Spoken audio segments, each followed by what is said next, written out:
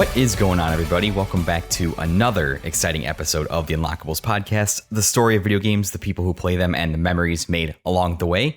As always, I am your host, Eric. I thank you very much for tuning in this week. If it's your first time, welcome. If it's your multiple time back, again, welcome. I thank you so much for choosing to spend just a little bit of your time each and every week with us, wherever, whenever in time and space you might be located. Means a lot. And I hope you come here and enjoy the show. That's really all that I want by putting out this little internet podcast. And I hope it's something that is come to be enjoyed and is just relaxing to people when they come listen to it. So before we get started today is going to be another solo episode. I just wanted to address one thing really quickly. I know a lot of you know already who are kind of in the same circles as me. Earlier this week, my wife and I both tested positive for COVID. We're both fine. We're recovering fine now, but that kind of shuffled a lot of our plans for this week. A lot of my episode plans got moved around, which is fine, but we're both fine. We're recovering. I appreciate all of the well wishes, the thoughts that were sent our way. Thank you guys so much for doing that. We really, really appreciate it. But I'm feeling much better. I got some yard work done today. It's the 4th of July. And despite the fact that I really can't go anywhere, I'm going to try my best to make the most of it because the weather's beautiful and we're celebrating freedom, I suppose, right? Lord knows we are out here. The fireworks were just not stop last night. It was straight up just my yard was covered in fog. And the moment I came inside from letting my dogs out, they both smelled like gunpowder and I smelled like gunpowder. And if that isn't the scent of freedom, I don't really know what is. You can take that as a topical statement, however you want to, but we appreciate the well wishes and we're both doing fine.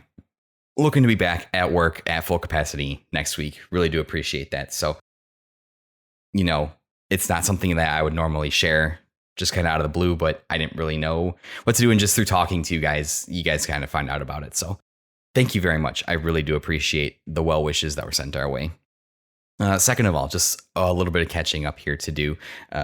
Normally, I start off by asking guests what they've been playing, but this episode, before we dive into what I'm calling the summer mailbag, what I did was I asked you guys to submit questions via Twitter and Instagram to have me answer them because I didn't really have an episode planned for this week and it was kind of last minute. And this is really the first day that I've been feeling well enough to actually record something. So before I do that, though, I want to talk about what I've personally been playing. And if you know me, if you've had any conversations with me at all over the past day or two or week, you know that recently it was released on Thursday was Monster Hunter Rise Sunbreak, the pretty beefy, pretty lengthy expansion for last year's Monster Hunter Rise on the Nintendo Switch and now on PC. So I've been using all of my recovery time and all of my spare time whenever I haven't been trying to just sleep and get better in playing the Monster Hunter Rise Sunbreak expansion. And man, let me tell you, it is fantastic. There are a couple little of tidbits that I have kind of issues with. The way it's kind of padded out and kind of the pacing is a little bit weird. But a lot of the things they add in and just general quality of life improvements to Rise are really, really fantastic. The new areas are fantastic. The new monsters I've gotten to fight are absolutely incredible. They're very well designed. They're very fun to fight. Even the older monsters that they make you refight in Master Rank are different than what you remember from high rank. They have different moves. They have different strategies. The way you thought you knew how to fight them isn't really optimal anymore. There's kind of the bunch of different moves they do that kind of cancel out a lot of the strategies that you thought that you could employ against them. So that's been really great. I've been diving into that. I put in tons and tons of hours already. Nowhere near close to being done with that at all. But I just wanted to touch base on it and talk about it a little bit because I was super, super excited. It's really great. A lot of people don't understand how big of a deal Monster Hunter is. They're just like, oh, it's a game where you hunt monsters, whatever, blah, blah, blah. Monster Hunter World sold 18 million copies. That's 18 million copies. That's nothing to sneeze at for sure. So there's definitely a much bigger fan base for when World came out. And now I believe I read earlier today, too, that Rise is approaching about 10 million units, which is unbelievable. It's so good. More than Metroid. So I keep bringing up the Metroid thing. It's like Metroid's supposed to be a big Nintendo franchise, but here, you know, Monster Hunter Rise sold 10 million units on the Switch. So take that for what it's worth. But it's one of Capcom's biggest franchises for sure. I mean, it's easily one of their tentpoles. I would say their tentpole franchises being Resident Evil, Street Fighter, and probably Monster Hunter. Those are definitely the big ones. If I'm probably forgetting one, but that might be the COVID or the meds talking. I have no idea. So look for a more full-length, in-depth episode. I want to definitely try and get some people on the episode too who kind of mirrored my journey into the Monster Hunter franchise and just talk about the game, talk about Rise, and talk about Sunbreak. So look for that to come probably near the end of July when I've had enough time to kind of sink my teeth into the experience as a whole, because I don't think you can really judge a Monster Hunter experience until you've really consumed everything it has to offer you, because each of the fights, each of the monsters, each of the experiences is unique. And until you've experienced them all, it's not really a complete package. So look for that episode to come later this month, maybe early next month. Not sure, but there definitely will be a full episode on it just because I'm such a huge fan. And I'm going to try and get some other people to come on and talk about that too. Should be a really good conversation.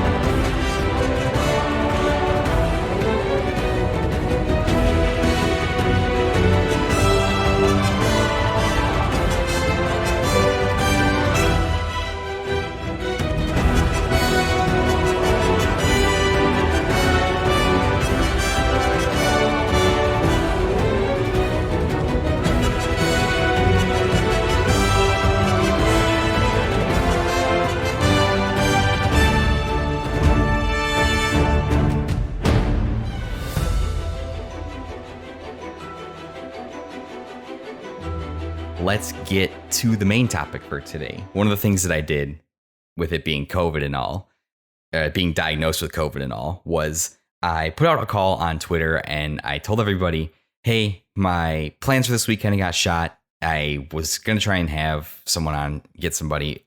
That kind of got thrown out the window.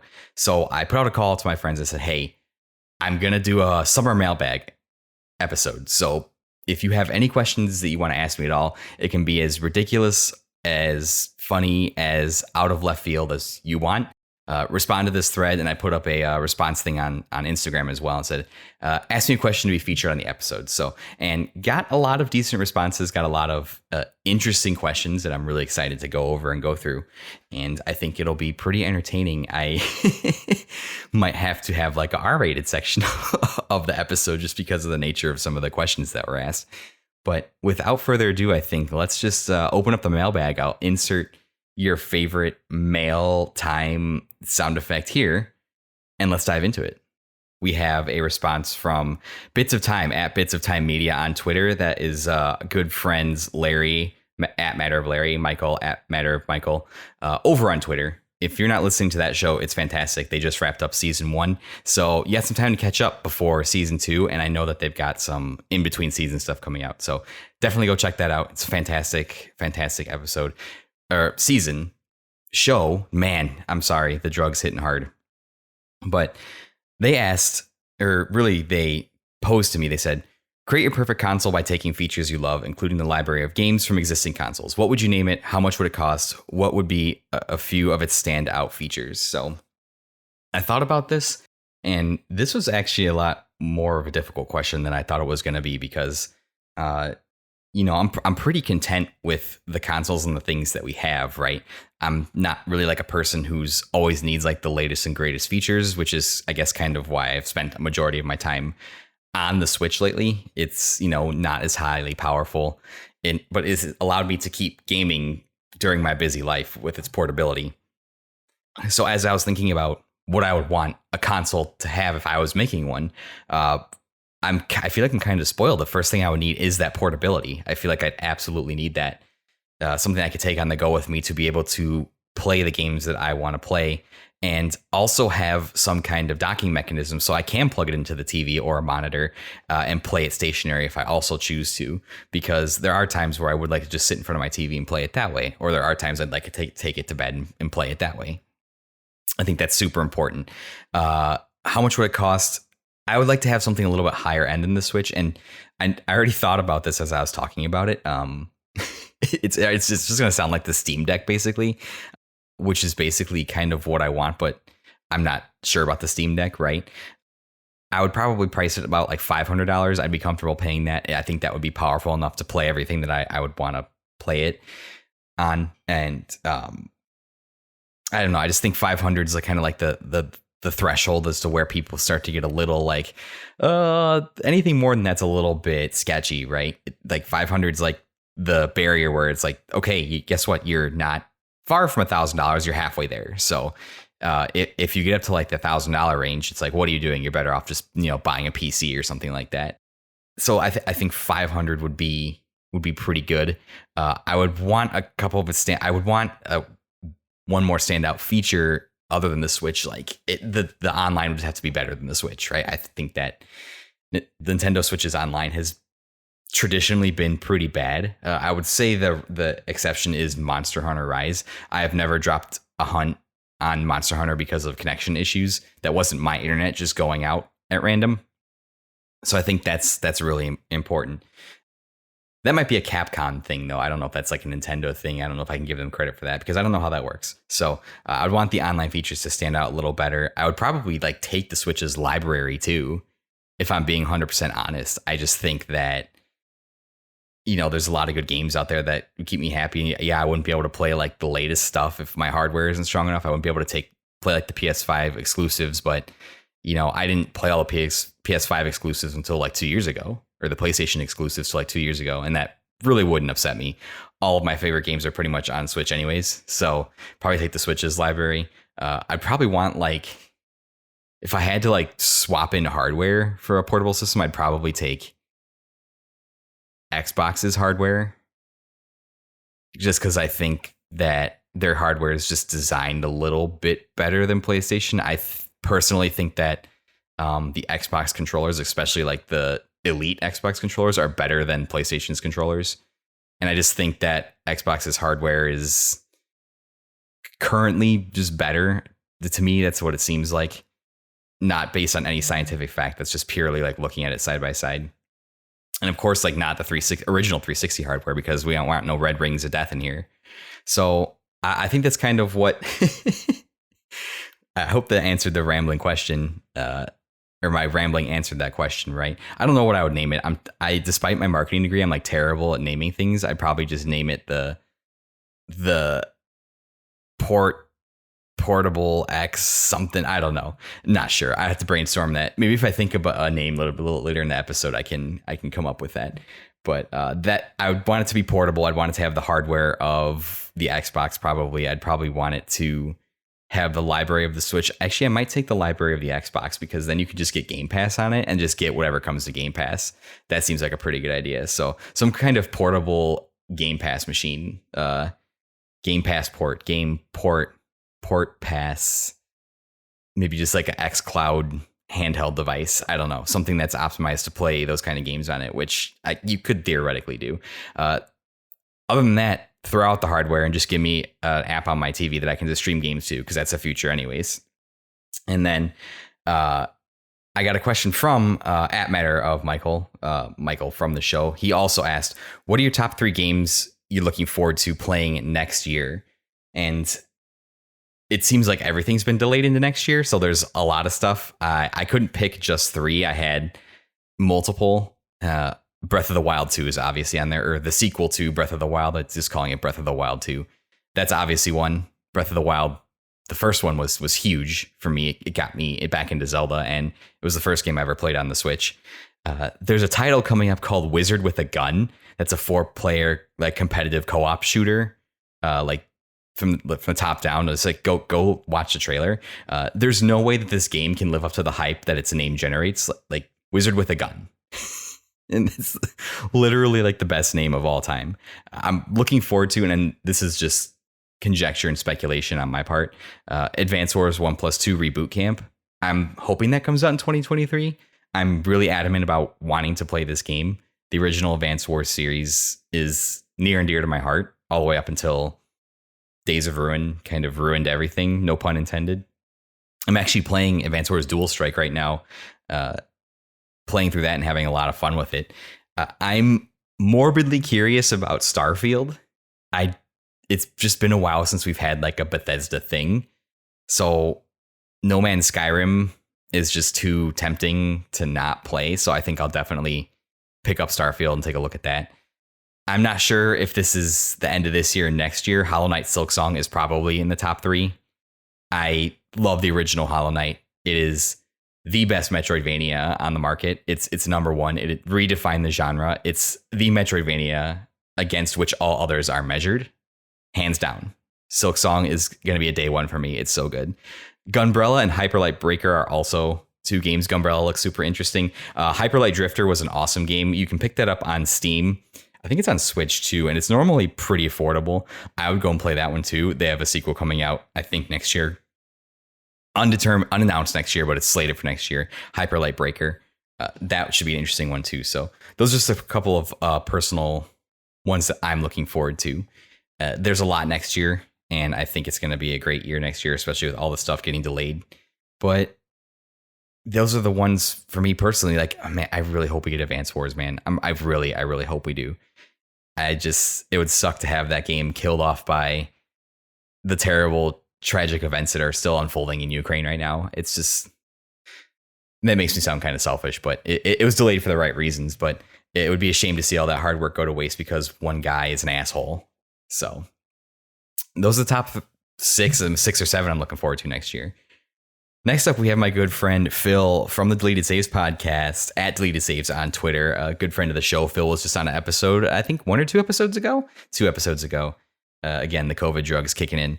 But Phil wanted to ask, what are your personal pros and cons on JRPGs versus Western RPGs? And this is a good question. Back when I was doing side questing podcasts, Tom and I actually did a episode, maybe I'll link it in the description, about JRPGs versus Western RPGs. And we had like an hour and a half, 45-minute discussion about just kind of how things are different between the two. I mean, it's a really big topic. You can go on and have a multi-hour discussion on this alone. I would say I don't really have any pros and cons that make me enjoy one over the other. I think the biggest thing for me is kind of how the two approach storytelling. And this isn't, I might say black and white statements, but not all. Like if I say something about a JRPG, it's not, exclusive to all JRPGs. And if I say something about Western RPGs, it's not like exclusive to all Western RPGs. I know there's room in the middle. I think the big one for me is probably linearity versus openness. Traditionally, JRPGs have been more linear experiences because they have a very curated story to tell and they want to tell you that story. And that's basically how it is. Versus Western RPGs tend to be more open, have more emphasis on choice. If you can think more of like Mass Effect or Fallout is one, I suppose, that comes to mind because you can have like different routes, different endings in Fallout, that sort of thing. Western RPGs also tend to be darker, whereas you get like, these heavy themes of like just thinking like Diablo, like demonic, apocalyptic type things. Whereas you get those things in JRPGs too, but they tend to be just a little bit lighter on tone about how they approach them. Things are a lot more colorful. Things are a lot more anime style. So it's a lot more just a positive experience overall. I would say that those are probably 2 of the big ones, is probably tone and probably like the way that the games approach telling you story. And like I said, those aren't exclusive to one or the other. There are some Western RPGs that are fairly linear. There are some JRPGs that are more open. It's not exclusive because the genres have kind of crossed and blurred the lines a little bit. And I think one of the big things about JRPGs that's a con for me, and I understand that this is purely a cultural difference, is sometimes JRPGs are just a little bit too J for me, if that makes sense, the Japanese aspect of it. And I keep coming back to Xenoblade Chronicles 2 being the specific example. I enjoyed Xenoblade Chronicles 2. There were just some stuff in that game is just so Japanese. The concept of like collecting these blades and having them be like these big booby anime women, or one of the main characters, I forget his name, but he's a little like bunny creature.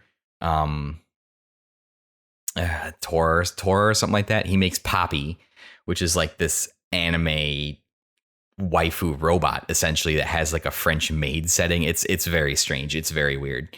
So I just think the Japanese-ness of the JRPGs sometimes is a little bit strange. Not that that's a con. It's just a little bit strange for me. I understand it's a cultural difference. It's a little bit weird.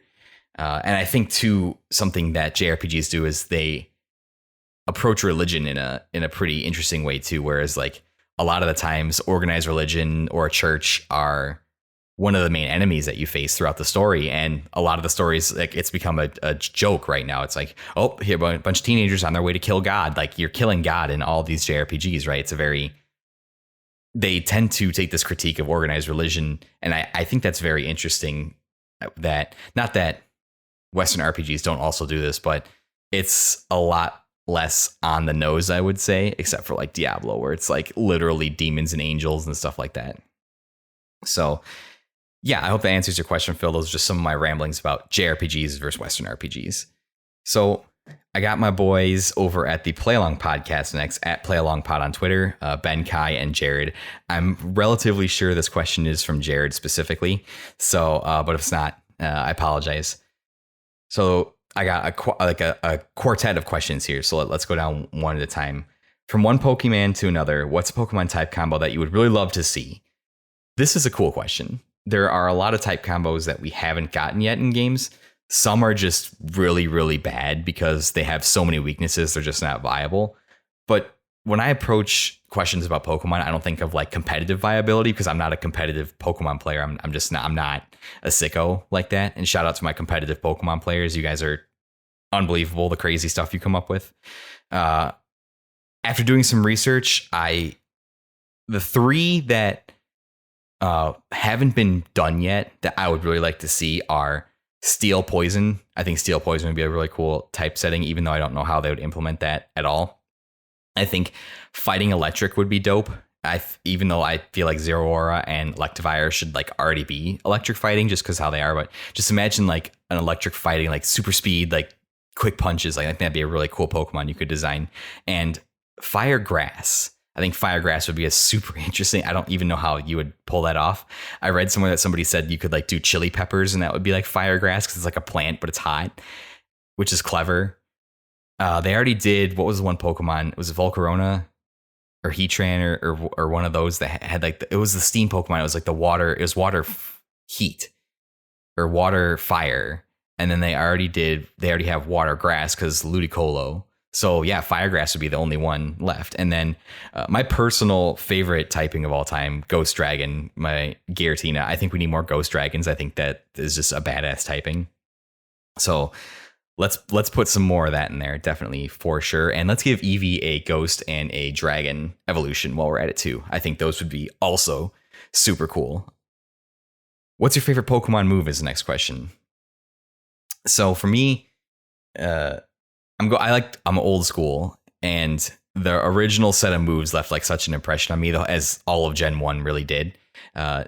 So I really like this set of moves in particular. My favorite move of all time is Psychic. I love Psychic. It's super strong. It's always, I want to have something that can use Psychic in my party just because it's so powerful. Flamethrower is another one. I love Flamethrower. It is a standard fire type move that I always like to have. It's super accurate. It's high damage. It's something that I will always have if I can have a fire Pokemon in my party as well. Thunderbolt is like, to me, the top tier electric move. It's hits hard. It's accurate. It doesn't have the trade off of the lower accuracy of Thunder, but it still packs a pretty big punch. It's not as big as punch of Thunder, obviously. And this one might come as a surprise. I really love Surf. I think Surf is a fantastic move, especially in Gen 1. I thought Surf was out of all of the HMs that had battle utility, I think Surf and Fly were probably two of the strongest. But Surf was just so good. Like I had Surf on my Blastoise because I'd always pick Squirtle as a starter, and I just love Surf. Whether or not that's the question of how good it is today, I don't know. But Surf is absolutely incredible. And then just for one newer move, I really like the Fairy type move, Moonblast. Not because of anything it does, it sounds cool, Moonblast. If Mario's mustache could talk, what would it say is the next question. Yeah, that's a good one. If his mustache could talk, his mustache has probably seen a lot of stuff. He probably would just tell Mario to give up on Peach. It's not worth it. He's going to be stuck in the friend zone forever. Like, why does he keep risking his life? He'd be like, Mario, let me level with you, man. I'm not going to try and do like a New York or Italian accent because it'll just be offensive to everybody. It would just be like, hey, just give it up. You're in the friend zone, my guy. Just move on and find someone else. Like maybe Rosalina wants to go out on a date on a Galaxy or something, or asks Luigi if Daisy's got any friends. It's just I feel like his mustache would speak up for him, for sure. Next question. If you had to turn one of your childhood favorite television shows into an FPS, what would it be? I feel like a lot of my childhood favorite television shows were already super violent. I grew up watching Power Rangers. I grew up watching Teenage Mutant Ninja Turtles. I grew up watching Pokemon, Digimon, Darkwing Duck, DuckTales, just some of those. And a lot of those are already super violent. Having like a Power Rangers style Contra game would be super cool, but it has to be FPS, right? One of my favorite things growing up, or when I was a little kid, was Barney. So what if we got like a super realistic, like gritty Barney reboot, but like it's a first person shooter where he's like all the kids have like forgotten about him and like his imagination, and he like goes crazy or something like that. I don't know.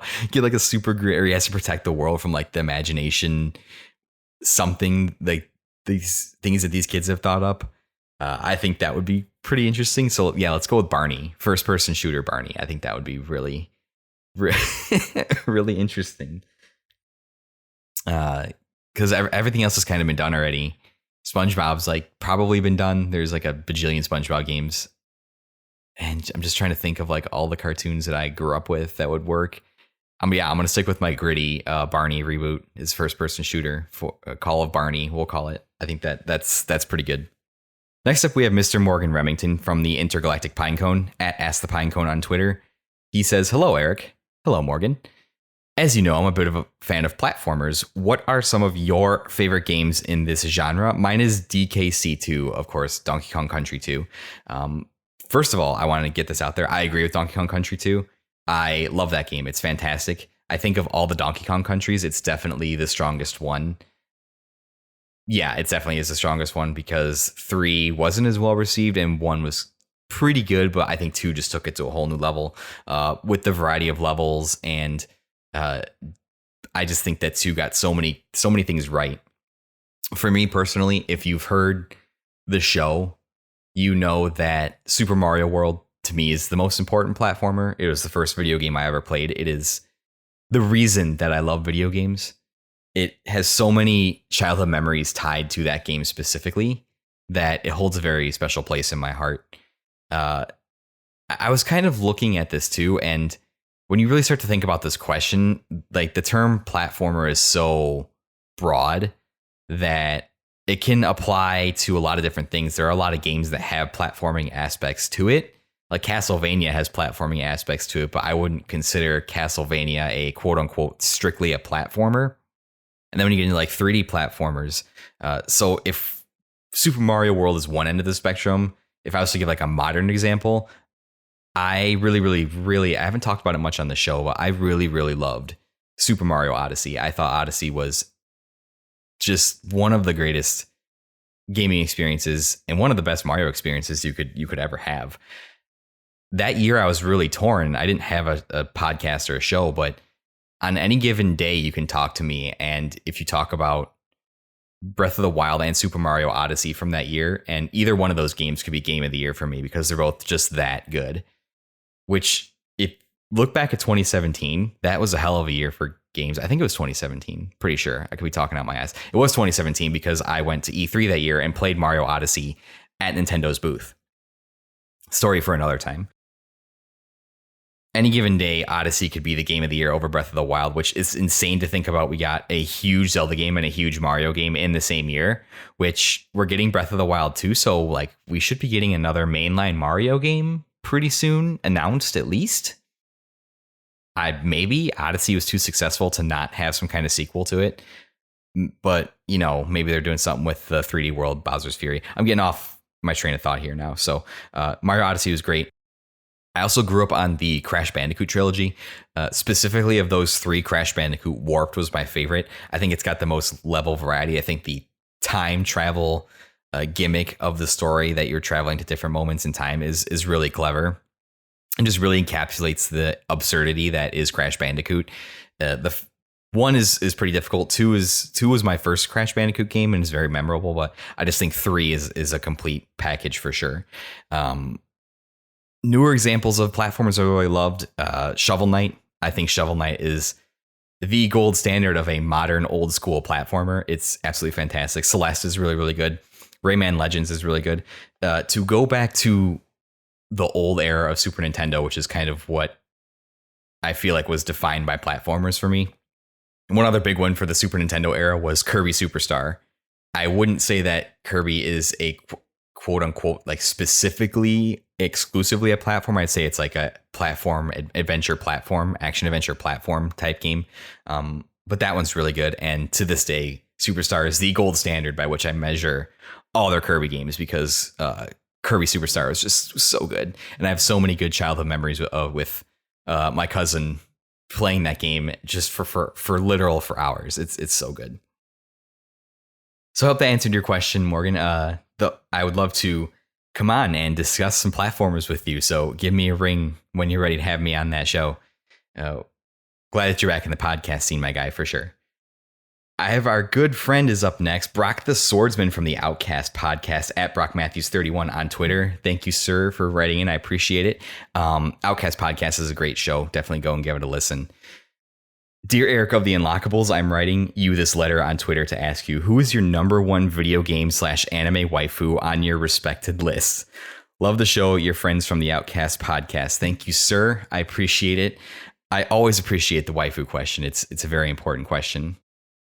So I split it into two. So I picked one from a game and one from an anime. And unfortunately, my animes are a little bit mainstream. They're not as in depth. I try to watch like the popular ones when I can. For me personally, gaming waifu has to be Diva from Overwatch. I played a lot of Diva when I used to play Overwatch a lot. She was like one of my main hero picks that I could play competently. So I just feel like for that reason, I've gone to war with Diva a lot. So I kind of have to give it to her based on that alone. And I don't know that my second place one, I don't know if you'd count her as like a waifu, but I think Aqua from the Kingdom Hearts series, she's been through hell and back. And she's a strong, independent waifu who don't need no man, that's for sure. So, but it definitely would be Diva from Overwatch. If I had to pick an anime one, growing up when I did, I think if anybody told you that anybody who watched Dragon Ball wouldn't admit that it was Bulma would be lying to you. Bulma from Dragon Ball was like the OG waifu crush, right? I think so. It has to be. But currently, I am watching My Hero Academia and Demon Slayer kind of side by side with my wife. And Ochako Uraraka from My Hero is best girl. And never count out Nezuko Kamado from Demon Slayer. I think she's great too. I would have to give it to Ochako. Ochako is best girl for sure. That might be a basic pick, but yeah, she's good. And my guy Deku better figure it out here soon, because someone else will come along and win her heart, or he'll die in the finale of the show / manga. Who knows? So Brock, I hope that answers your question. Still Loading Podcast at Still Loading Pod on Twitter. My good friend Josh, he was on my show, I think a month or two ago, maybe last month. And I was recently on his show talking about Kingdom Hearts Birth by Sleep. That's a fantastic episode. You should definitely go listen to it. And then listen to all of the many Still Loading Podcast episodes that there are. They're all fantastic. Josh has been doing this for a long time. He has a great backlog of episodes. So definitely dive into him and give him a listen. He's got a couple of questions for me. So first off, he says, what movie makes you feel the most nostalgic? So I was thinking about how to approach this question, because I overanalyze it and overthought about it, which is what I tend to do. I'm on the record as saying that the Lord of the Rings trilogy is my favorite work of cinema of all time. I have a lot of emotional memories attached to those movies, those series of movies. A lot of times watching and rewatching them with my dad when I was growing up. A lot of time watching them, rewatching them when some heartbreak occurred. So, Lord of the Rings has a lot of strong emotional memories attached to it. If I was to pick a movie for like pure nostalgia, I would say my top two are probably Top Gun and Independence Day from the 90s. Anytime I see Independence Day, it's such a product of its time that you just can't help but be transported back to that era, right? I mean, when I saw Independence Day, and me and my best friend to this day saw Independence Day, we loved it. We loved the jet fighter scenes against the alien ships so much that we would build Legos and reenact that scene so much. It was so crazy. So I think those two would definitely be on my list for sure. What games make you feel the most nostalgic? For me, to start off broadly, anything on the Super Nintendo makes me feel incredibly nostalgic. To this day, whenever I think about, if someone just comes to me and says video game, I think about the Super Nintendo. I think that just because of that's what I had growing up, that has ties like the most nostalgic memories for me. Specifically, there are 4 that come to mind on the Super Nintendo. When I think about nostalgia, it's Super Mario World, Kirby Superstar, Mega Man X, and Turtles in Time.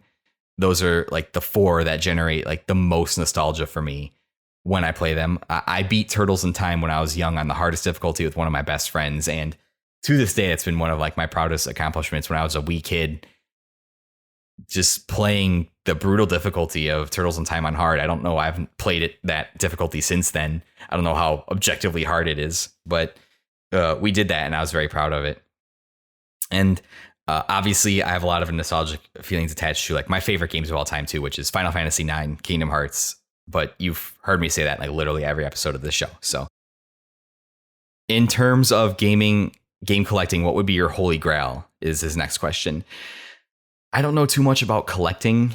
I'm not a big collector. I think it would be very cool to have original copies of Pokemon Red and Green, Japanese. I think that would be very, very cool. I think it would be cool. To me, the thing I would want the most, and I don't know like what the inherent value of it is, but to own it for me would be very cool. I would want original Japanese copies of Kingdom Hearts Final Mix and Kingdom Hearts 2 Final Mix. Because, oh boy, here we go, the Kingdom Hearts rabbit hole. Before 2013, when the 1.5 HD collection came out, the final mixes were not available outside of Japan, so you had to like import them in. So I saw all of the final mix content on YouTube in Japanese before I could ever play it. And I was like, oh, how do I get this? This isn't fair. Like I can't read Japanese. So I saw like all of those extra cutscenes, like the fight with Roxas in Kingdom Hearts 2. And I was like, that's so cool. Like, how do I do that? How do I get this? So I know we have them now on like these HD collections, but to just own like Japanese copies of the Kingdom Hearts Final Mix and Kingdom Hearts 2 Final Mix would probably be the thing that I would want the most out of anything. I can't think of anything else. I have a hard copy of Final Fantasy IX. Maybe just to get like back some of my hard copies that I lost when my Super Nintendo stuff got thrown out or sold off. Like my hard copies of Super Mario World, Kirby Superstar, Turtles in Time, TMNT Tournament Fighters. Just to have some of those back. Mario RPG. Just to have some of those back would be great too. But I think the Kingdom Hearts answer is probably the big one. And then finally, Josh asks, if you and Reggie hosted a podcast together, what would it be called and what would it be about? He asked this question because I talked to him on my show and on his show about my dream interview would be to sit down with Reggie Fils-Aimé and talk to him about his life. We're in the same kind of business category. I don't know what you would call it. Like we're in the same field. I know he's done a lot with marketing, and that's the field that I'm in. So just to be able to talk to him would be fantastic. So what would our show be called? I was brainstorming some ideas for this before I started recording. I think it would be called something like either Down to Business was one that I thought of because we're both like majored in business related things. I really like that one a lot. Or to go off of his most memed moment, I would call it My Podcast is Ready. Obviously off of his most famous My Body is Ready statement. Or I was thinking about trying to do something with his like, I'm about kicking ass, taking names, his whole spiel when he debuted at Nintendo. But I think Down to Business and My Podcast is Ready would both of those I think would be really strong contenders for sure. Although he's a marketing genius, so I'm sure he would come up with something way more creative than I possibly could. So thank you, Josh. I appreciate those questions. Those were all fantastic. A Random Gamers Corner at A Random Gamers Co. on Twitter. My good friend Alejandro at Al Ort Ray on Twitter. I hope I pronounced that correctly. That's also a great show. Go and check that out. It's a fantastic listen. If you want somebody who's super knowledgeable on all things Fire Emblem, Alejandro's your guy for sure. He knows his stuff. He asks a couple questions he asks here. So first question is he asks, what is your least favorite video game? I had to think about this because there aren't very many games where I came across and I played them all the way through and I just said, wow, I absolutely hated this. It was a terrible experience. I left a bad taste in my mouth. I've mostly enjoyed everything that I've played, even some things that I don't talk so great about, like Final Fantasy 13. But if I had to go back and I had to think about it and pick a couple that I would say that I didn't like coming out, Advance Wars Days of Ruin, it came to mind because it just went so far and away from the traditional what Advance Wars was that it just killed the franchise up until now we're getting Reboot Camp. That game went from charming and delightful and lighthearted to, hey, meteors struck the earth and a pandemic has killed everyone. And now it's just like rebel factions fighting for survival. And yeah, it's very sad and disheartening. So that was one. Assassin's Creed Unity. I hated that game. I played it for like an hour and put it down just because it was buggy. It was terrible. It was unfinished. That was my experience with it. I understand maybe it's fixed now. I understand maybe people had better experiences with it, but Assassin's Creed Unity basically stopped me from playing Assassin's Creed games for a long time. And then another Ubisoft one, Far Cry 5. I played Far Cry 5 for like 3 to 5 hours, and I liked what they were trying to do with the story. It's very relevant to the times, but I just didn't like it. It was not that good. I never finished it. I got through like a third or maybe like a fourth of it. Maybe I put more than 3 hours. It was like 10 hours. So yeah, those would be my questions right there, or my answers right there. Least favorite video game: Advance Wars Days of Ruin, Assassin's Creed Unity, Far Cry 5. Second question is, which video game character would you love to square up with all your stats and power maxed out? This is a good one. I wanted to pick two, so I wanted to pick a hero and a villain. I thought that was or actually no, I wanted to pick two. I wanted to pick one that was like crazy off the spectrum, like if I had crazy powers. So I've obviously, anybody that knows me will see this pick coming a mile away. I would love to fight Sora, a fully maxed out Sora versus whatever my powers would be. If I was like in that universe and like my maxed out power level was like the same as his, I think that'd be a great fight just because Sora is just a really decent guy. Like he's just a good dude. I think like we could fight and afterwards like be friends and just go chum around about it and just have a good time. That would be a lot of fun. And just because anybody in the Kingdom Hearts universe that has access to a Keyblade just has unbelievable power levels. A bit more grounded pick, and I know Alejandro will appreciate this one, is one of the character introduction moments that has stuck with me a lot is Ephraim's introduction in Fire Emblem: The Sacred Stones. Ephraim's, just to give a little bit of context to the background of this of this pick, is Ephraim's countries basically just gets annihilated by the bigger empire to the south, but he keeps fighting on the front lines with like a ragtag group of like mercenaries. So rather than like conduct hit and run tactics and go into hiding and all this stuff, him and his team decide to just take down the biggest fortress in the empire with like 4 people and they pull it off. And Ephraim is literally unstoppable in that mission, or in that series of missions. He just kills literally everything that he comes up against. And he's so level headed and cool about it. So it's very clear from the early on that Ephraim is like a very highly skilled, if not the most skilled warrior on this continent where this conflict is taking place. So if I was to pick a more grounded pick, I would love to learn like a weapon and have like the extent of my knowledge and training on it, and then challenge Ephraim to whatever kind of duel it is. I know he uses a lance. I think that would be super cool. If I was smart about it, I wouldn't use a sword, so I'd have to learn a lance, which would put me on even footing, or an axe, which would give me the advantage because of the Fire Emblem weapon triangle. So, but I think Ephraim would be a really awesome pick to kind of test your traditional combat arms metal against, for lack of a better word. Next up, we have my good friends over at Switch It Up Podcast. That is Colby and Tyler, at Switch It Up Pod on Twitter. Colby's Twitter is at Colby_Moyer, and Tyler is at T_Samps_. That's a great show. Go listen to those guys. They're on a bit of a break right now, but they will be coming back, and excited for that show to get going once again. So go get it a listen. They got an excellent backlog of episodes, and I know that they'll appreciate it. First question, and I'm actually going to lump this in with another question that someone asked further down the list. They ask, what makes this endeavor different from your other projects you've done in the past? And I'm going to lump this in with a question from Pixel Project Radio at Pixel Project Pod that asks, do you have any short or long-term goals for the show? So I think that these two questions kind of go together, because I'm going to ramble about the show a little bit.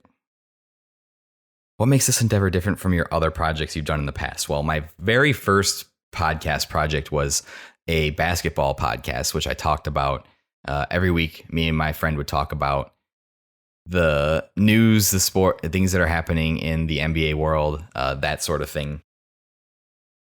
Recap game winners and losers, pick like our MVPs of the week. So we try to make it a very like sports center centric type of podcast. This was maybe back in like the mid 2010s. It was my very first attempt to podcast, and that was hosted on SoundCloud because I didn't have money to pay for like a hosting service. So yeah, that was my very first attempt, and that was really learning how to podcast. Was, you know, that was like recording audio and learning how to edit and learning how just everything about a podcast, the RSS feed and how all that stuff works, and getting it up on different like your Spotify's and your Apple Podcasts and all that stuff. So that was the first one. Second one was a show called Blame It on the Lag that I did with Tom and another one of our friends when I was streaming. That was around like 2017, 2018 that I did that show, I think. And that was just like a generic video game, recap the news, what was going on every week type of podcast. And that was learning how to edit with 3 waveforms and just be a little bit higher production value, I guess you could say, with the podcast, to like intros and outros and breaks and all this kind of stuff. And our one friend did a custom theme song that was really cool. So that was just kind of like discussing general news, and then we'd go off on like ridiculous tangents about movies and stuff. So a pretty standard like geek/nerd podcast. Sidequesting podcasts evolved from that, where Tom and I just kind of did a video game centric podcast where we talked about things about games that we loved, things that were happening, specific games, most often Final Fantasy, Kingdom Hearts, Persona.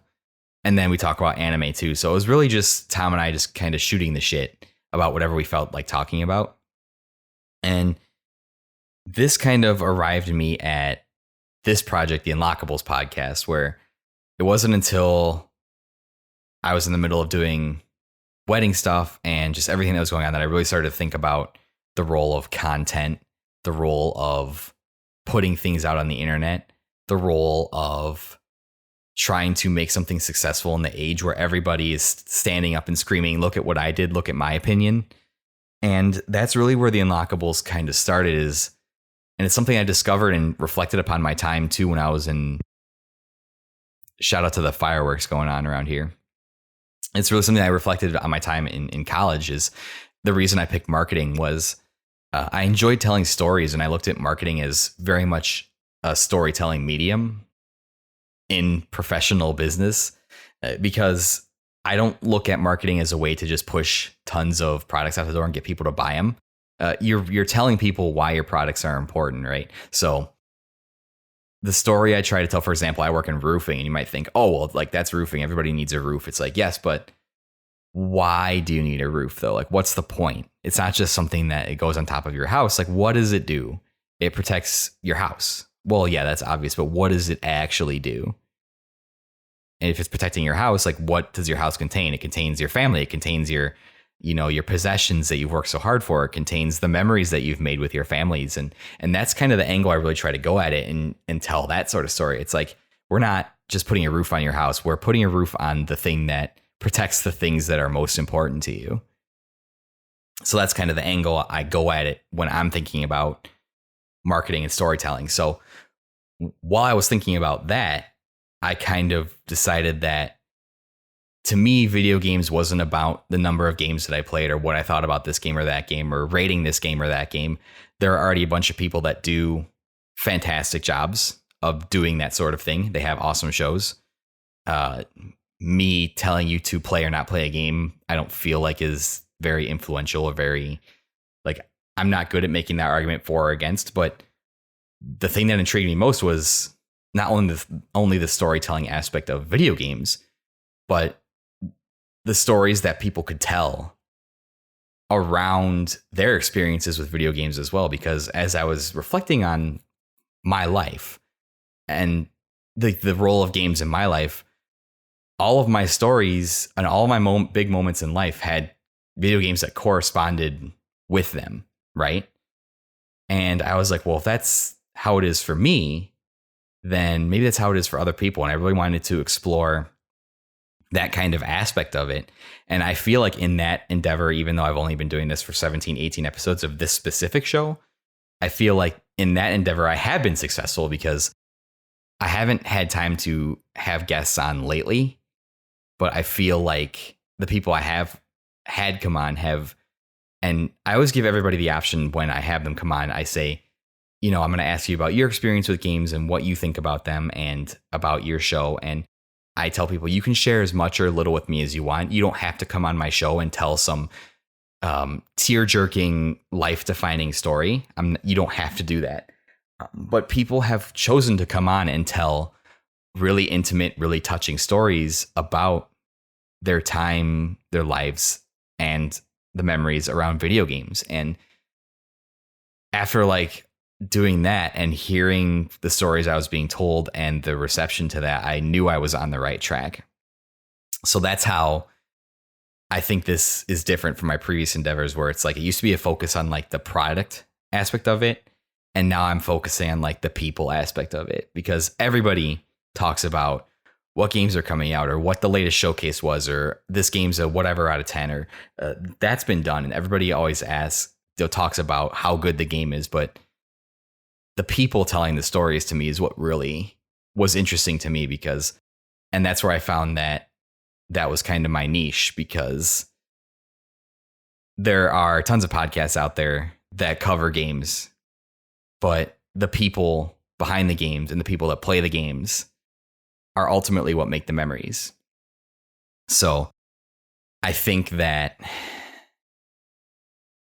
I hope that answers the questions, if that makes sense. It's really the people side. I flip focus from the inorganic product to the organic people. And I think that's the main difference. And I really enjoy that. Now, to answer the question from Pixel Project Radio, do I have any short or long-term goals for the show? I set out doing this show not really any goals in mind. I obviously want people to listen. I obviously want the show to be successful. Even if nobody listened to the show, I think I still might do it, because A, it's very therapeutic to talk into a microphone, and B, to talk to other people is about something that you love is I used to be terrified and really introverted about talking to anybody that I didn't know, but now I can just ask anybody out for an interview, and I feel very comfortable talking about something that we both love. It's been fantastic. I don't have any short-term goals. My longer-term goals is I have a short-ish list of people that I would love to have on to interview that are really, really big industry heavy hitters. I won't reveal a lot of them now. One is Reggie. Reggie is my ultimate high in the sky kind of, shoot for the stars type of goal to keep me going. Would I like it if the show became successful enough to where I could make a living off of it or sell it to IGN and cash out? Yes, 100%. I would 100%. No, I'm just kidding. it, I think everybody would love their show to get successful enough to the point where they could make money off of it, right? Nobody would say no to money. And I think podcasting, you do a podcast so that people will listen to you. You don't do it with the intention of not wanting any kind of audience, right? But my longer term goals are more ambiguous because I don't intend to do the things that other people do when building a show, because I just don't have time. And I've kind of gotten burnt out on that stuff before. One thing I probably will never do is start a Discord for the show specifically and try to have like a quote unquote place for community. I'm out in the community already. You can find me and interact with me there. I just find the prospect of running a Discord when I already have so much going on in my life to be exhausting, and I already neglect all of the Discords that I'm in. I will probably, I don't have plans ever to like do Patreon. One, because I can't offer any additional content because I'm too busy. And two, I just don't want to. My goal for the show, I want it to be something that you can come and listen to and not have any strings attached, right? I want you to be able to come in and listen to my show and not have to feel like you have to interact in a Discord or a community or sub to a Patreon. Like, I just want you to come and just be able to be like relaxed and forget about things for a little while and just listen to my really good or bad points. I think is kind of the point I'm trying to make here, because it's very easy. And this was something that I discovered while I was streaming, and I'm not saying it's not true about everybody, but it's something that I've seen that I always say to myself, oh, well, fame would never change me or success would never change me. But fame and success do change you. And it's very, very easy to kind of forget where you came from when you have a certain degree of success. Like once you have a certain degree of success or are in a group of people that you call your community and are interacting with them, you do kind of have to be careful, like to remember where you came from and to not take yourself too seriously. Not that I'm giving out advice, but you start to take yourself too seriously, then you start to like change and you start to value your opinion and think that people should respect your opinion above all others. And I've seen this happen in multiple Discords and multiple communities where anybody that experiences like a modicum of success, it kind of just changes the way you interact with people. So I don't ever want it to get to a point where I'm not being genuine to myself. I want you to be able to come to the show and know you're always going to get me, if that makes sense. I know I didn't really answer the question. Just you have to be careful though, because if you do start to experience some kind of success and build an audience, just remember where you came from. Remember the reason why you're really doing it. At the end of the day, I'm not doing it so that people can hear my opinions or that people can, build a community around me as some kind of like pillar in the video game community. At the end of the day, I just want to be a person that has a show that you can come and escape to for a little while. And I want to be able to have my voice heard and speak up about the important topics when I think they're important and need to be spoken up about. Those are really, really my goals. And at the end of the day, if I get it to a point where like it spirals and like creates some kind of success and I, get offers to take the show somewhere, like I'll address that then. I think any creative endeavor that you put out on the internet, you want to be successful and to make the ultimate dream is to like, I truly love doing this. I love playing games. I love doing the show. So I think the dream is to do what you love and be able to make a living off of it. I don't think anybody would say no to that at all. But at the end of the day, the show is going to be something where you don't have to commit to it when there's so many other communities and things that are asking you to commit your time to, right? I want to be the one where you can just be like, hey, let's pop in, hear what Eric has to say, and then just wait for the next week, if that makes sense. So yeah, short or long-term goals for the show. Back to Switch It Up Pod. Their secondary question they asked, if the heroes of FF7, specifically the traditional 4 and FF9, squared off in a Hell in a Cell match, which team would win? This is a good question. The traditional 4 FF7 characters being Cloud Tifa, Barret, and Aerith versus the traditional 4 FF9 characters, which I'm taking to be Zidane, Vivi, Steiner, and Garnet, Dagger, depending on which disc you're on. I thought about this one for a while, and there's a lot of variables, right? Characters in FF9 are really locked into their job-specific roles, whereas FF7 allows you a lot more flexibility with materia. The materia system is pretty flexible. In terms of magic, though, I think that Vivi is one of, if not the strongest black magic user in probably all of Final Fantasy.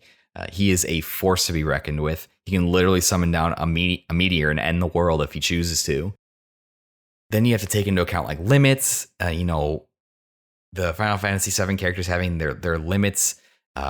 Trance is something that's powerful in Final Fantasy IX. Trance is literally the embodiment of an outpouring of emotions that give you superpowers. Trance is so powerful that it allows the villain Kuja to destroy an entire planet. So if you're looking back and forth, there's a lot of things. So the way I decided this one was if you were to just strip all that away and just have them go like toe to toe, like no special like powers or summons or anything like that. I think the Final Fantasy VII crew would take it based on two things. One, Barrett has a machine gun, and two, Cloud's a super soldier.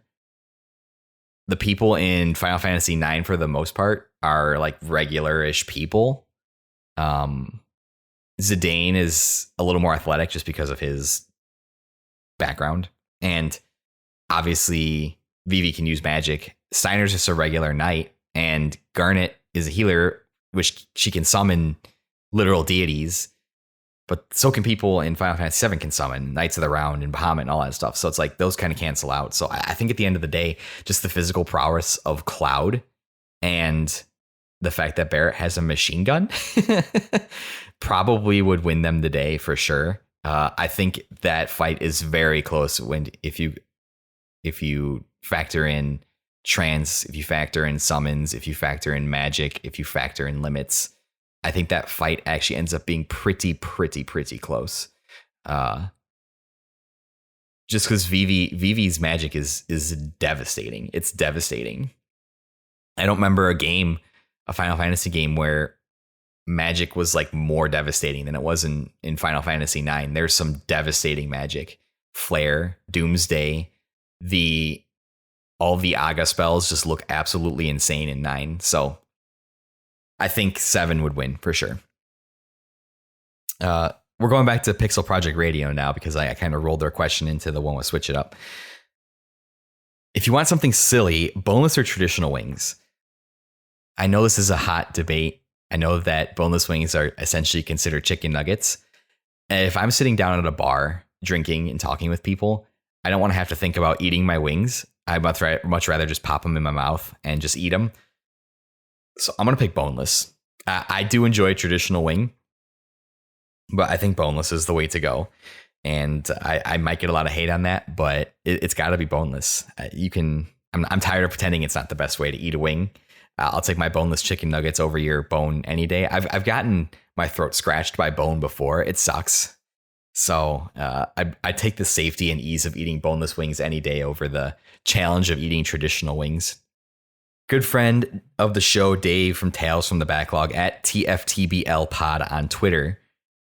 He asks, which video game or specific level do you think smells the worst? I love this question a lot. I was thinking about this a lot. Got some responses. A really good response that I saw on Twitter was Skyrim. And I thought about this for a minute, and you have to think, if you have dragons flying around everywhere, like they're obviously shitting.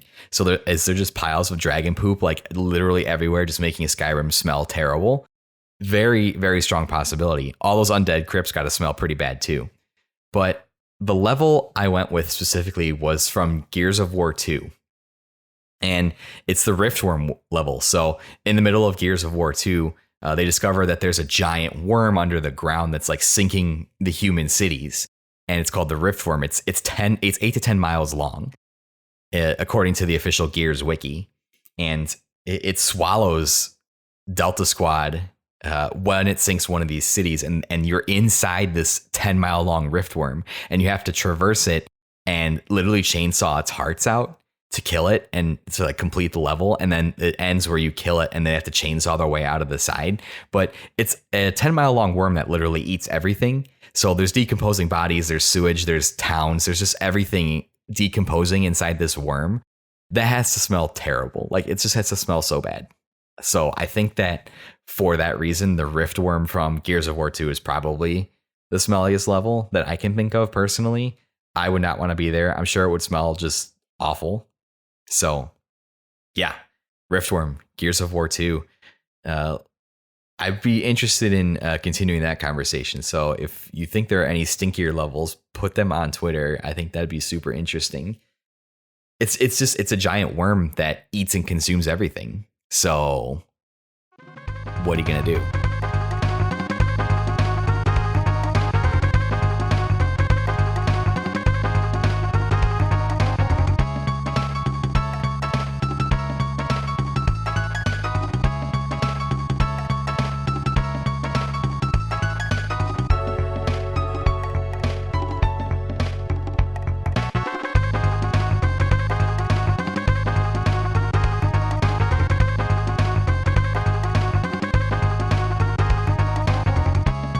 Andrew and Dylan over at Your Friendly Neighborhood Gamers on Instagram. Two questions. First question, this is a staple. Anytime I've done any kind of question thing, whether it was for Twitch or streaming or this, I've gotten this question. So I'm glad they asked it. Pineapple on pizza, yes or no? Man, this is the question of our lives, right? This is the most important, more than the meaning of life, more than are we alone in the universe? Pineapple on pizza. That's the defining question of our generation. I will preface this by saying that I respect everybody's right to choose whatever pizza toppings they choose, because that is the society we live in. It is a society where you should feel free to have whatever pizza toppings on your pizza that you want. But my short answer is no, I am not a monster. No pineapple on my pizza. It's too sweet. There's too much sweetness. There's too much juice with the pineapple on there. I don't think it's it. I mean, what are you trying to do? You trying to make a fruit salad? It's no pineapple on pizza. And I have a bit of authority to stand behind this decision, because I lived in Chicago for like 5 years of my life and I ate a lot of Chicago pizza. So I consider myself well-versed in the ways and art of what makes a pizza good, and it's not pineapple. So yeah, no pineapple. I'm sorry. But if you like pineapple on your pizza, I will not judge you. I hope we can still be friends of some kind. Then their second question they asked, it said, you can give any indie studio a major property. Which studio and which property would you give them? So you could give any smaller indie studio any like big property, like a Zelda, a Mario, a Call of Duty, stuff like that. And this is an awesome question. Two of my favorite indie studios are Supergiant right now. The things they've done are incredible. I really liked the Behemoth too, but I read that guy like is in jail now or something like that. The Behemoth did Castle Crashers. So I don't know if I can like legitimately say that one anymore. I don't know like what happened to that guy. There's something about like he did cocaine. I thought I heard that. I might just be totally making it up and slandering that guy on the podcast, but I have no idea. So my two indie studios would be, if I had to choose one, Supergiant I think would do well with whatever you gave them. I would love to see their unique take on something like Zelda. I think, okay, here's something I very strongly believe in, is that everybody that listens to this show knows that I love Pokemon, but Pokemon Company and Game Freak need to give someone else an opportunity with that IP. So I'm going to pick Pokemon as my franchise to give somebody. Let Supergiant do some kind of Pokemon game. No, I'm going to lie. I want to give Supergiant like Zelda and see what they can do with that, because I think that would be fascinating. Maybe. This is a harder question than I thought it was. Either Zelda or Pokemon I think would be awesome to see somebody else do with, because Nintendo kind of just sticks with what works. And Supergiant is just known for such a high degree of polish, a high degree of their games just being so incredibly atmospheric and so story rich, that I think they could do amazing things with either Zelda or Pokemon. I'd also pick Devolver Digital, Devolver has just been killing it lately. They've done so many fantastic games lately. Death's Door, Loop Hero, Wizard with a Gun is coming from them. Inscription, Trek to Yomi. And I know that maybe they didn't do a lot of these like by themselves, but they've been involved in like all of these. And I think that they're also doing Gumbrella. That's kind of weird that a couple of my games that I said they're in the top 3 that I was looking forward to next year were Devolver Digital games. But I think I mean, can you even consider them an indie studio anymore? Like they've done so much stuff now. It's just absolutely insane. But yeah, I would also pick Devolver Digital. I think they also did Broforce. So there you go. So I'm scrolling through their games made as I answer the question. I think that's, yeah, Devolver Digital or Supergiant would just be unbelievable. I don't think they also did Hotline Miami. So there you go. Yeah, either one of those two would be great. And I think that you couldn't go wrong with that at all. I don't know what those would look like, but just giving Devolver Digital's pedigree, like Death's Door was basically like a Zelda game. So just that. And I think Supergiant would do something incredibly creative as well. List Off Podcast on Twitter, Brian and Ryan. Thank you guys for writing in so much. Fantastic show. 2 questions. Is it weird to name your kid after a fictional character? Asking for a friend. I would say no. I would say within reason, it's probably fine. Depends on what fictional character. Like if you're naming a kid Harry after Harry Potter, I think that's a little easier to sell for sure. Robin Williams named his daughter after Zelda because he loved Zelda. I don't think there's anything wrong with that.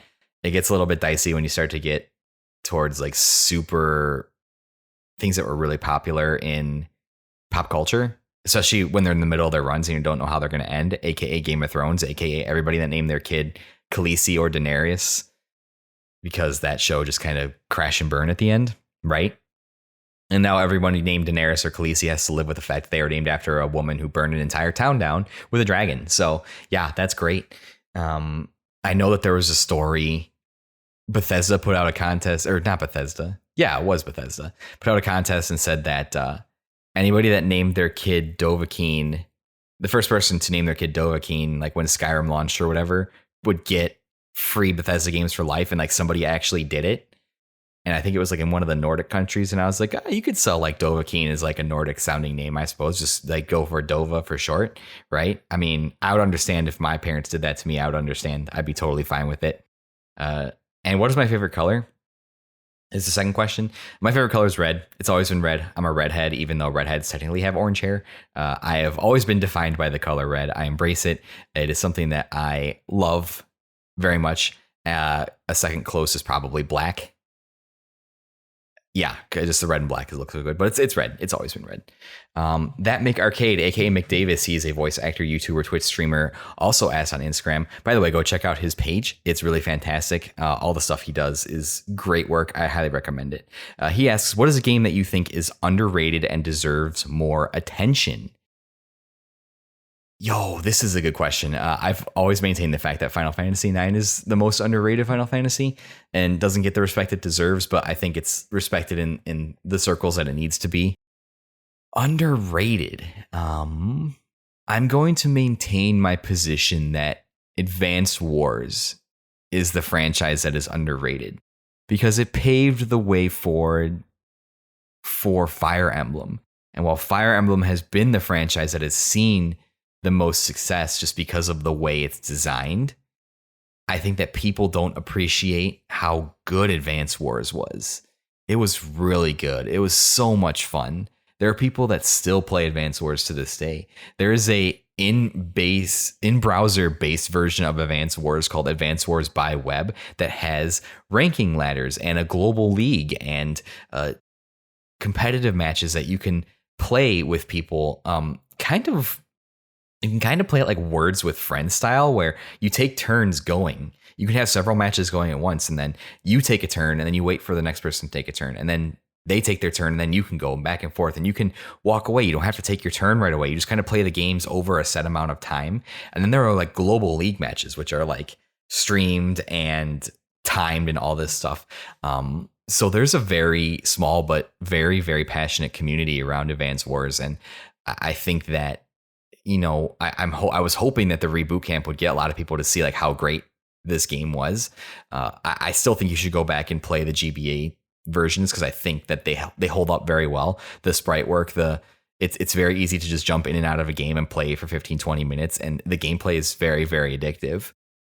I think those, I mean, I know that they gained commercial success, and I know that a lot of people think of them fondly. I just think out of the two Intelligent Systems franchises, I don't think Advance Wars gets the respect it deserves because Fire Emblem is so big. So I think that's personally is a really big one for me, and probably be the main one. I think that would probably definitely be the main one for sure. I think a lot of games that I play are properly rated. I can't think of too many others where I was just like think that people slept on, because I kind of play a lot. I would have said Monster Hunter, but like I said, I looked up and realized that 18 million people bought Monster Hunter World. So like people know that game is good. So I don't really need to die on that hill anymore. Yeah, I'm going to stick with my answer and say Advance Wars because I can't think of anything else off the top of my head for sure. And then I've reached my last question, and because this person, or set of questions, because this person sent me multiple, and of course I had to end it with this person. I got several questions from Keith of the Main Quest podcast, and a salvo of questions, right? What is the video game equivalent of having a foot fetish is the first question. And I thought about this a lot, and I think that am I going to get hatred for this one? Probably a lot of hate for this one. I'm not. If you foot fetish, hey, I don't judge anybody here. There is no hatred of any kind of fetishes at all. What is the video game equivalent having a foot fetish? My first reaction, my instant reaction was, well, Sonic, obviously, because that's a very passionate fan base that likes something that's very strange. And then I immediately also thought Dark Souls, because you have to be a certain kind of like sicko person to appreciate the torture and grinding yourself in a Soulsborne game. I'll probably stick with my answer, say Sonic, because I love the passion of the Sonic community, but there is a very strange side of the Sonic community as well. So I think it'd probably have to be that one. Second question is what? Oh boy, I might have to make this part of the episode R-rated. What controller could you successfully walk around with inside your ass all day without anyone noticing? Yes. I immediately thought of the Wii. The Wiimote would probably be the easiest thing without the Wii Plus Rumble condom on it. That would probably be the easiest thing out of all of the controllers that I could think of, right?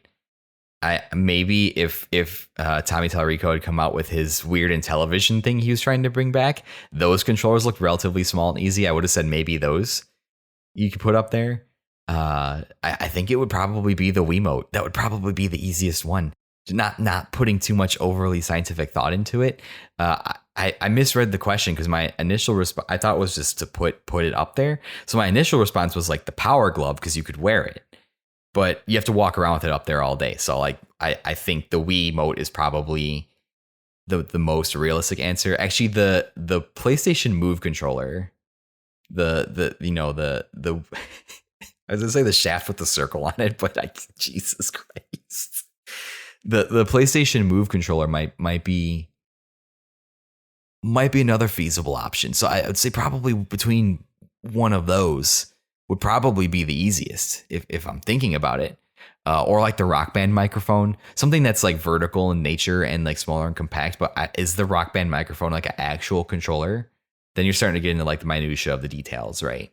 So yeah, Wiimote or without the nunchuck too. I probably have to make that caveat. So Wiimote or PlayStation Move controller, I think would probably be the easiest. just thinking. And then the more complex the shape of a controller is, the more difficult it would be. Xbox would not be very easy. DualShock or any of the PlayStation line of controllers would not be very easy. Original NES controller, possible. And definitely not the N64 controller. That would be, you have to be some kind of sadistic person to attempt that. The GameCube controller, too complicated. So yeah, I'm going to stick with Wiimote / PlayStation Move controller. That's a good one. The next question from Keith is: you are forced to switch consciousness with the GTA protagonist for 72 hours. Which one do you choose, knowing your marriage could be on the line? I've only ever played one GTA. It was GTA 5. So I really have only to choose between Michael, Trevor, and Franklin. And to keep my marriage intact, I would probably have to pick Michael, because he's been keeping his marriage intact despite being a terrible person for years. So he obviously knows how to do that. I'm just thinking about it logically. If I pick Trevor, my marriage would most certainly be over. And probably Franklin too. I just feel like Michael's probably, he's faked his whole life. So I feel like he's got the most experience in that arena for sure. So yeah, it'd probably have to be Michael. The next video game is based on the last thing in your search history. What is it?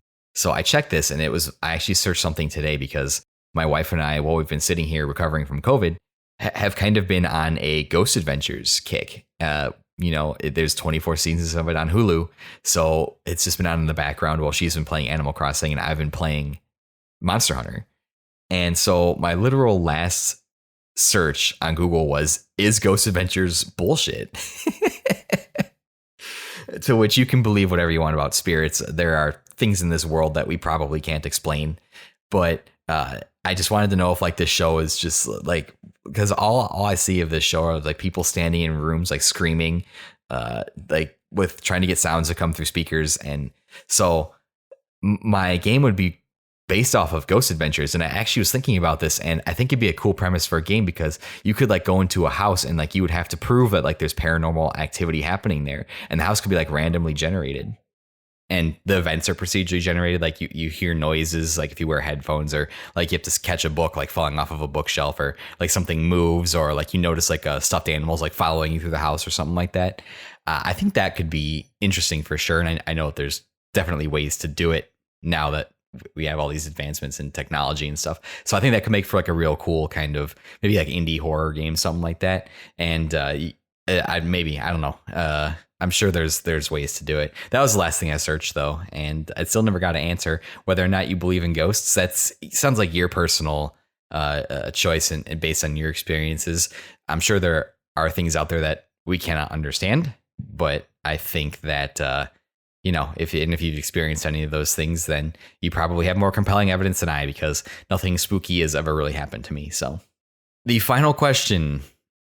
Or Keith has two more questions, actually. So this question is, Bobby Kotick wants to come on your show and have a candid one-on-one talk. Do you invite him on?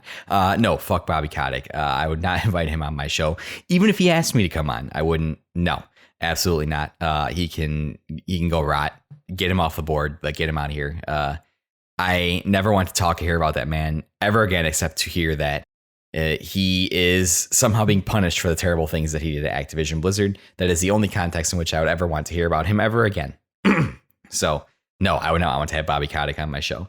And the final question from Keith: if our world was a painting in Mario 64, what would it look like, and how would you get a star? That's a good question. I think our world specifically, the only really world point of view I have is from America. I've been to Mexico, but that's really my only outside world experience. So what is the most symbolic thing of America to be like a painting?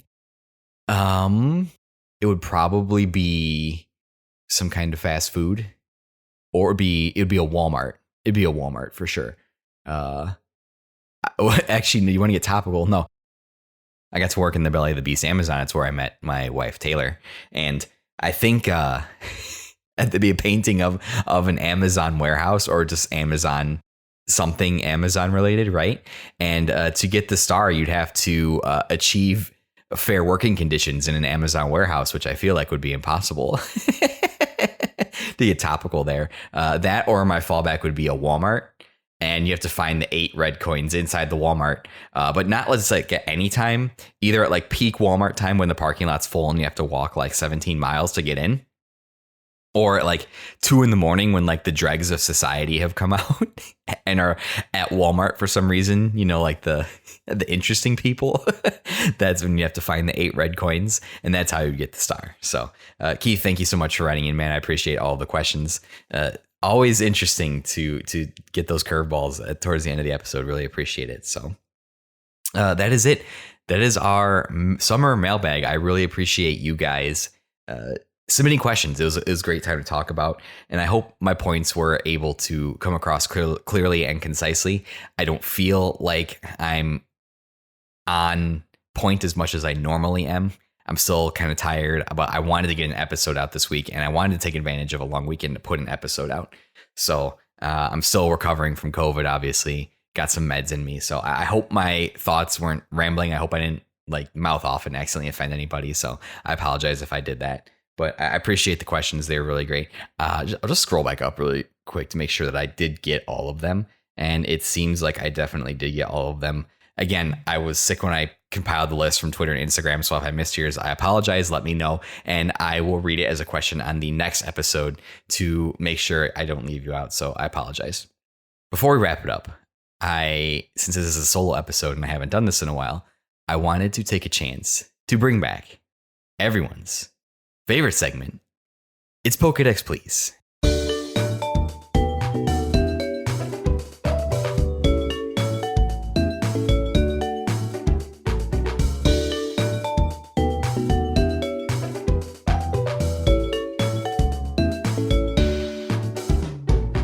Our Pokemon today for Pokédex, please, is from Generation 3. It is none other than our boy, Dusclops. Dusclops is 5'3" and is weighing in at 67.5 pounds.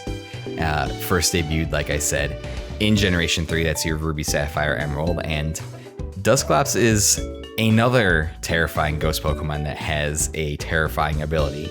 So I'm just going to read some choice Pokédex entries from across all of the generations because, they are terrifying. From Generation 3, Ruby.